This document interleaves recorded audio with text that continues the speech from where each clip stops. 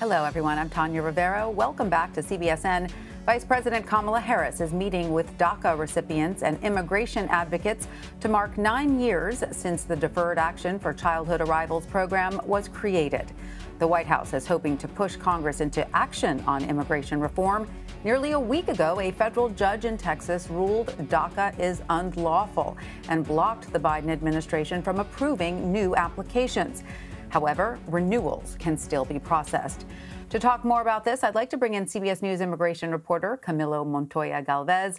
Hi, Camilo. Do we have a readout yet of today's meeting? And overall, what is the purpose of the vice president meeting with DACA recipients?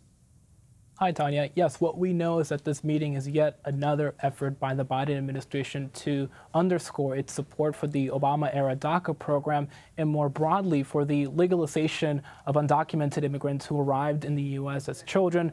Vice President Kamala Harris called these so-called dreamers Americans and said that they should be allowed to stay here in the U.S. on a permanent basis. But to be completely candid with you, Tanya, it is important to note that the fate of this population will likely continue to be dictated by different court orders and changing administrations unless Congress places them on a permanent path to U.S. citizenship. We know that just a week ago, a federal judge in Texas said that the Obama administration did not have the legal authority to create DACA, which he called unlawful, and he suspended new applications. Right now, the Biden administration is prohibited from granting new requests for DACA. And the only reason that the over 600,000 immigrants currently enrolled in DACA did not lose their deportation protections and work permits, Tanya, is because the judge in Texas suspended his ruling partially to allow these current recipients to continue to work here in the U.S. legally and to live here temporarily without the fear of deportation. So I think the White House now recognizes that there is a renewed sense of urgency to get something done in Congress. And while these public expressions of support may be appreciated by dreamers, I think they also recognize that they need a permanent solution to their situation, Tanya. Right, but getting back to this Texas federal judge, is there an effort to repeal his decision? Is it being challenged?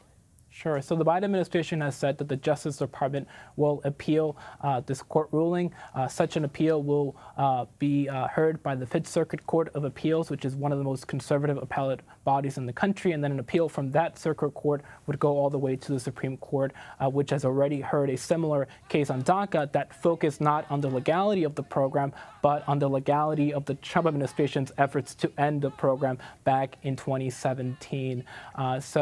We know that the Justice Department will likely appeal, and we also know, Tanya, that the Department of Homeland Security will issue regulations to try to codify DACA into an actual policy, because one of the arguments that the federal judge in Texas cited in his ruling was that the Obama administration created this program through a Department of Homeland Security memo instead of a formal regulation that is open to public comment. Right. I'm so surprised that Congress can't get together, at least on the issue of DACA, because it is the one piece of immigration reform that seems to have support on both sides of the aisle. Again, the devil is always in the details, and that's where it gets thorny, I understand. But it's amazing that they can't sort of hash this one out. And as you mentioned, of course, the White House is urging Congress to act on immigration reform. As you said, this is really the only way to really nail this one down, possibly with a budget reconciliation bill. That's been mentioned. Is there any indication what that would look like and what kind of support is going that route getting? Yeah, I think what is really interesting right now, Tanya, is that there seems to be agreement among Senate Democrats, including moderate lawmakers, that budget reconciliation could be a pathway to legalize not just dreamers, undocumented immigrants who came to the U.S. as children, but also temporary protected status holders as well as farm workers. These are undocumented populations here in the U.S. that the House of Representatives has tried to place on a pathway to U.S. citizenship and has passed bills that would do so, but the Republicans in the Senate have yet to support such proposals, and such proposals will need to pass the filibuster and get 60 votes in the Senate, including 10 Republican votes. However, as you know, through the budget reconciliation process, Democrats can pass this with a simple majority in the evenly split Senate, and so they are weighing whether they can actually get this through. But if they, in fact, agree on including immigration provisions through this budget reconciliation process, they have to get those measures approved by the Senate parliamentarian, as you know, and they have to make an economic argument for placing Dreamers and these other undocumented immigrants on a pathway to U.S. citizenship. All right, we'll see if they are successful with that. Well, Camilo Montoya-Galvez, thank you so much for joining us. We appreciate it. Thank you, Tanya.